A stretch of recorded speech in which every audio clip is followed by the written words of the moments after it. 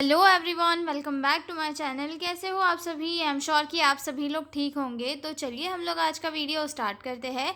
इस वीडियो में हम लोग जो है वीईडी एनालिसिस ऑफ आईसीयू यूनिट वाला जो क्वेश्चन है उसे डिस्कस करेंगे। ठीक है, काफ़ी इंपॉर्टेंट क्वेश्चन है जिसे मैं आपको बहुत ही सिंपल और इजी लैंग्वेज में समझाऊंगी। तो चलिए वीडियो को स्टार्ट करते हैं। वीईडी एनालिसिस ये जो है एक सिंपल और बहुत ही इम्पॉर्टेंट मेथड होती है जो कि हॉस्पिटल मैनेजमेंट में यूज़ की जाती है। ठीक है, इसमें जो है प्रोडक्ट्स को 3 पार्ट्स में डिवाइड कर दिया जाता है। मतलब कि जैसे कि मान लो हमारा एक हॉस्पिटल है और हॉस्पिटल एक ऑर्गेनाइजेशन है। ठीक है, अब ऑर्गेनाइजेशन के अंदर जो है बहुत सारी चीज़ों की ज़रूरत होती है उस ऑर्गेनाइजेशन को प्रॉपर तरीके से रन करने के लिए। ठीक है, अब आईसीयू हॉस्पिटल का कौन सा पार्ट होता है? बहुत ही इंपॉर्टेंट पार्ट होता है जहाँ पर जो है क्रिटिकल कंडीशन वाले पेशेंट आते हैं और उनकी जो है लाइफ वहाँ पे सेव की जाती है। जैसे कि कार्डियक अरेस्ट वाला पेशेंट हो गया, ठीक है, मायोकार्डियल इन्फेक्शन वाला पेशेंट हो गया। तो ऐसे पेशेंट वहाँ आते हैं और जिनकी जो लाइफ है उन्हें वहाँ पर बचाई जाती है आईसीयू यूनिट के अंदर। ठीक है, आईसीयू का फुल फॉर्म क्या होता है? Intensive care unit. ठीक है, अब इंटेंसिव केयर यूनिट है मतलब कि यहाँ पर बहुत ज़्यादा जो है ज़रूरी केयर प्रोवाइड की जाती है, लाइफ थ्रेटनिंग कंडीशन को ट्रीट किया जाता है। तो यहाँ पर अब कंडीशन को ट्रीट करने के लिए जो है सामान की या फिर इक्विपमेंट्स की ज़रूरत भी होती है। तो उस ज़रूरत को जो है प्रॉपर टाइम से फुलफ़िल करने के लिए या फिर जो स्टॉक होता है उसे उसकी कमी ना होने देने के लिए जो मैनेजमेंट है ऑर्गेनाइजेशन का वो वीईडी एनालिसिस करता है आईसीयू के अंदर, ताकि किसी भी चीज़ की रिक्वायरमेंट पड़ने पर वो प्रेजेंट रहे। ऐसा ना हो कि वो उस चीज़ की ज़रूरत ना हो, उस चीज़ की जो है प्रेजेंट आईसीयू में ना हो। मतलब ऐसा नहीं हो कि कभी भी ये जो है आईसीयू में चीज़ है ही नहीं और उसकी ज़रूरत पड़ रही है। तो इस चीज़ को से बचने के लिए जो है मैनेजमेंट वाले क्या करते हैं? वीईडी एनालिसिस किया जाता है। ठीक है, अब कभी कभी क्या होता है, जैसे कोई कार्डियक पेशेंट आया, ठीक है, अब उसको जो है ये सीपीआर देने के लिए अम्बू बैग की ज़रूरत पड़ गई। तो अम्बू बैग नहीं है तो ऐसे कभी चलेगा क्या? नहीं चलेगा। तो हमेशा जो वो इंटेंसिव केयर यूनिट वाला स्टाफ होता है या फिर मैनेजमेंट होता है वो ये इंश्योर करता है कि आईसीयू के अंदर जो है हर एक इक्विपमेंट जो है अवेलेबल रहे, ताकि पेशेंट की जो है लाइफ को सेव किया जा सके और इन्हें जो जो वहाँ पे स्टॉक जमा हुआ है उसको अच्छे तरीके से स्टोर करने के लिए या फिर हम बोल सकते हैं कि स्टॉक को मैनेज करने के लिए कि कमी भी ना हो और ओवर स्टॉक भी ना हो, इस चीज़ से प्रिवेंट करने के लिए जो है वीईडी एनालिसिस किया जाता है। ठीक है, इसमें जो है जो इक्विपमेंट जो इंस्ट्रूमेंट्स यूज़ किए जाते हैं उसको 3 पार्ट्स में डिवाइड कर लिया जाता है। ठीक है, तो इसमें सबसे पहला पार्ट आता है वी यानी कि वाइटल, ई यानी कि आता है एसेंशियल और डी यानी कि आता है डिज़ायरेबल। यानी कि ये अलग अलग उनकी नीड के अकॉर्डिंग उन्हें 3 इसमें बांट दिया जाता है। ठीक है, वाइटल आइटम्स क्या होते हैं? वो आइटम्स जो पेशेंट की जान बचाने के लिए बहुत ही ज़रूरी होते हैं। कभी भी जो है ये आउट ऑफ स्टॉक नहीं होनी चाहिए, हमेशा जो है आईसीयू के अंदर प्रेजेंट होने चाहिए। ठीक है, अब दूसरा आता है एसेंशियल। एसेंशियल यानी कि ये भी ज़रूरी होते हैं, लेकिन अगर कुछ टाइम तक ना रहे तो जो है इन्हें मैनेज किया जा सकता है। ठीक है, और तीसरा आता है डिज़ायरेबल। ठीक है, डिज़ायरेबल यानी कि जिनकी ज़रूरत पड़ सकती है, मतलब कि पेशेंट को कंफर्ट प्रोवाइड कराने के लिए जो है डिज़ायरेबल, जैसे कि एक्स्ट्रा पिल्लो वगैरह। हम कभी कभी बोलते हैं ना कि एक्स्ट्रा पिल्लो पेशेंट को चाहिए ताकि उसका कंफर्ट जो है प्रमोट हो सके। तो ये मटेरियल आता है डिज़ायरेबल में। ठीक है, वाइटल यानी कि बहुत ज़रूरी, एसेंशियल यानी कि इंपॉर्टेंट तो है लेकिन कुछ टाइम के लिए मैनेज किया जा सकता है, और डिज़ायरेबल यानी कि जो कंफर्ट को प्रमोट करने के लिए यूज़ किए जाते हैं मेजरली। ठीक है, अब हमें पता होना चाहिए कि हॉस्पिटल के जो आईसीयू डिपार्टमेंट है वहाँ पे सारी चीज़ें अवेलेबल है या नहीं। इसी चीज़ को पता लगाने के लिए जो है वीडी एनालिसिस किया जाता है। ये बहुत ही सिंपल और इजी टेक्निक होती है बजटिंग की, और साथ में जो है इसी के थ्रू प्लानिंग भी की जाती है ताकि जो है कोई भी इंपॉर्टेंट आइटम का शॉर्टेज टाइम पर क्रिएट ना हो। ठीक है, अब हम इंट्रोडक्शन से स्टार्ट करेंगे कि वीडी एनालिसिस होता क्या है। ठीक है, introduction. VD analysis is a method used in maternal material management to classify items based on their importance for patient care. ठीक है, वीडी एनालिसिस क्या है? एक ऐसी मेथड है जो मटेरियल मैनेजमेंट के लिए यूज़ की जाती है और इसमें जो है आइटम्स को उनकी इम्पोर्टेंस के बेस पे और पेशेंट केयर नीड के अकॉर्डिंग जो है 3 इसमें बांटा जाता है। पहला आता है इसमें वी यानी कि वाइटल, दूसरा आता है ई यानी कि इसेंशियल और तीसरा आता है डी यानी कि डिज़ायरेबल। ठीक है, मतलब कि आइटम्स को 3 इसमें उनकी इम्पोर्टेंस के अकॉर्डिंग बांट दिया। In an ICU intensive care unit, this analysis is very important because patients are critically ill and any shortage of material can be life threatening. और आईसीयू में जो है मतलब मटेरियल्स है या फिर हम बोल सकते हैं जो इक्विपमेंट है, इंस्ट्रूमेंट है, उनका एनालिसिस होना बहुत ही ज़रूरी होता है, क्योंकि वहाँ पर हर एक पेशेंट जो है क्रिटिकली इल होता है, तभी तो उसे इंटेंसिव केयर में रखा है। ठीक है, तो अगर कोई किसी भी मटेरियल की टाइम पर शॉर्टेज हो रही है तो ये कंडीशन जो है लाइफ थ्रेटनिंग कंडीशन क्रिएट हो जाती है। इसीलिए जो है आईसीयू के अंदर प्रॉपर मटेरियल का स्टॉक रखा जाता है और इसको एनालिसिस किसके थ्रू किया जाता है, वीईडी एनालिसिस के थ्रू। ठीक है, अब हम पहले वाले इसमें देखेंगे वी यानी कि वाइटल आइटम्स में कौन कौन से आइटम आते हैं। ठीक है, वी यानी कि vital items meaning these are life saving items. If these item are not available it can lead to serious harm और डेथ ऑफ पेशेंट। ठीक है, ये जो वाइटल आइटम्स होते हैं ये बहुत ज़्यादा इंपॉर्टेंट आइटम्स होते हैं जिन्हें लाइफ सेविंग आइटम्स कहा जाता है। ठीक है, और अगर ये अब कभी अवेलेबल ना हो तो ये जो है सीरियस हार्म और इवन जो है डेथ भी कॉज कर सकते हैं। ठीक है, इनके कैरेक्टरिस्टिक्स देख लेते हैं। ठीक है, कि कैसे होना चाहिए। ठीक है, तो ये जो है सबसे पहले तो अवेलेबल होना चाहिए हर टाइम में। ठीक है, इनका जो है कभी जो है स्टॉक आउट नहीं होना चाहिए, ये मतलब नो स्टॉक आउट इसका जो है कभी भी अलाउड नहीं होना चाहिए। ठीक है, स्ट्रिक्ट मॉनिटरिंग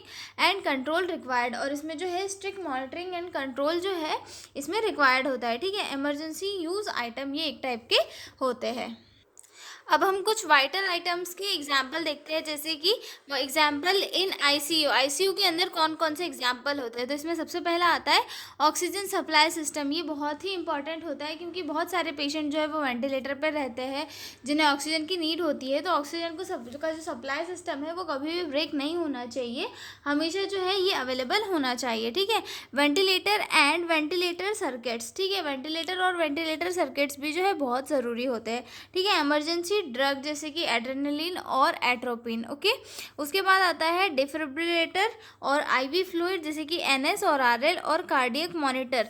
ये सारे जो इक्विपमेंट्स हैं ये मेजर वाइटल आइटम्स होते हैं जो आईसीयू में प्रेजेंट होते हैं और इनको जो है हमेशा प्रेजेंट होना चाहिए। जैसे कि इसमें और भी बहुत सारे आइटम्स होते हैं लेकिन मैंने कुछ मेजर आइटम्स को यहाँ पर लिखा हुआ है। ठीक है, तो इनका जो है ज़रूरत हमें आईसीयू में हमेशा होता है और ये हमेशा आईसीयू में प्रेजेंट होना चाहिए और ऐसा नहीं होना चाहिए कि कभी भी आईसीयू में अवेलेबल ना हो। ठीक है, अब इनका मैनेजमेंट। ठीक है, ऑलवेज कीप बफर स्टॉक। इनका जो है हमेशा बफर स्टॉक प्रेजेंट होना चाहिए, यानी कि जो है एक्स्ट्रा स्टॉक वहाँ पर प्रेजेंट होना चाहिए ताकि जो है अगर कभी इमरजेंसी में यूज़ पड़ जाए तो इनको यूज़ किया जा सके। ठीक है, डेली चेकिंग स्टॉक, और ये वाला जो स्टॉक मटेरियल है इसे जो है डेली चेक करना चाहिए स्टाफ ने, ताकि अगर कमी हो रही है तो उसे जो है जल्दी से रिफ़िल किया जाए ताकि जो है इमरजेंसी के टाइम पे कोई भी दिक्कत या परेशानी ना हो। ठीक है, इमीडिएट रिप्लेसमेंट आफ्टर यूज़, और साथ में जो है जब भी यूज़ हो गया है तो जो है उसका जल्दी से रिप्लेसमेंट किया जाए। ठीक है, अगला आता है हमारा ई फॉर इसेंशियल आइटम्स। अब इसेंशियल आइटम्स कौन कौन से होते हैं, पहले हमने देख लिया वाइटल आइटम्स। वाइटल आइटम्स यानी कि वो ज़रूरी आइटम्स जो कभी ख़त्म नहीं होना चाहिए। अब हम देखेंगे इसेंशियल आइटम्स। ठीक है, essential item these are important item but temporary shortage may be managed for a short time without serious risk। ठीक है, ये आइटम्स जो है ये भी इम्पॉर्टेंट होते हैं लेकिन अगर थोड़ी देर के लिए अगर ये आइटम्स नहीं मिले तो जो है कुछ चीज़ें मैनेज की जा सकती है और इससे जो है कोई भी सीरियस रिस्क नहीं होता है। जैसे कि कोई भी चीज़ है आईसीयू के अंदर, जैसे कि वेंटिलेटर वगैरह को छोड़ के ऐसी कोई चीज़ जो बहुत ज़रूरी है लेकिन अगर वो कुछ देर ना रहे तो जो है उससे मैनेज किया जा सकता है। ठीक है, जैसे कि एक एक्स्ट्रा बेड की भाई पेशेंट को जो है मतलब बेड तो चाहिए ही चाहिए, ये तो इमरजेंसी है ही है, लेकिन अगर मतलब पेशेंट बोल रहा है कि भाई मेरा अटेंडर भी रखो साथ में, मेरे को पूरी दवाई इकट्ठे दे दो, ये सब कर दो, तो ये सारी चीज़ें जो है एक साथ ज़रूरी नहीं होती है। ठीक है, अब अगला आता है इसमें हमारा क्या कैरेक्टरिस्टिक्स कैसे होने चाहिए। ठीक है, required for routine patient care, और ये जो इक्विपमेंट होते हैं वो पेशेंट की जो है रूटीन केयर में यूज़ किए जाते हैं। जैसे कि हम बोल सकते हैं माइक्रोपोर हो गया। ठीक है, short delay is manage manageable, और अगर शॉर्ट डिले किया गया ऐसे इक्विपमेंट का जो रिफ़िल करना है, अगर उसे शॉर्ट टर्म के लिए ये थोड़ा डिले किया तो जो है ये मैनेज किया जा सकता है, ठीक है। मॉडरेट कंट्रोल नीडेड, और इसमें जो है मॉडरेट लेवल का कंट्रोल नीडेड होता है, ठीक है। अब हम देखेंगे example of ICU, example in ICU की यहाँ पे कौन कौन से एग्जाम्पल होते हैं, जैसे कि एंटीबायोटिक्स का एकदम इमरजेंसी में यूज़ नहीं होता, ठीक है। ड्रेसिंग मटेरियल्स का नहीं होता, सक्शन कैथेटर का, ग्लव मास्क का, ठीक है, आईवी सेट का और फीडिंग ट्यूब्स का जो है एकदम इमरजेंसी में नीड नहीं होता, लेकिन जो है इसे बिना डिले किए टाइम पर जो है स्टॉक में रख लेना चाहिए। नेक्स्ट पॉइंट आता है इनका मैनेजमेंट, ठीक है। मेंटेन रेगुलर स्टॉक लेवल, इनका मैनेजमेंट कैसा होना चाहिए, इसका जो रेगुलर स्टॉक लेवल मेंटेन करके रखना चाहिए, ठीक है। Weekly checking is usually enough, और वीकली अगर हम इसको चेक कर रहे हैं तो वो भी इनफ होता है, क्योंकि इसकी जो इतनी ज़्यादा नीड भी नहीं पड़ती है, ठीक है। टाइमली और ऑर्डरिंग रिक्वायर्ड, और इसे जो है टाइम पे जो है ऑर्डर कर देना चाहिए ताकि नीड पड़ने पर वो हॉस्पिटल में अवेलेबल हो, आईसीयू के अंदर अवेलेबल हो, ठीक है। अब हमारा तीसरा आइटम्स आते हैं डी आइटम्स, यानी कि डिज़ायरेबल आइटम्स।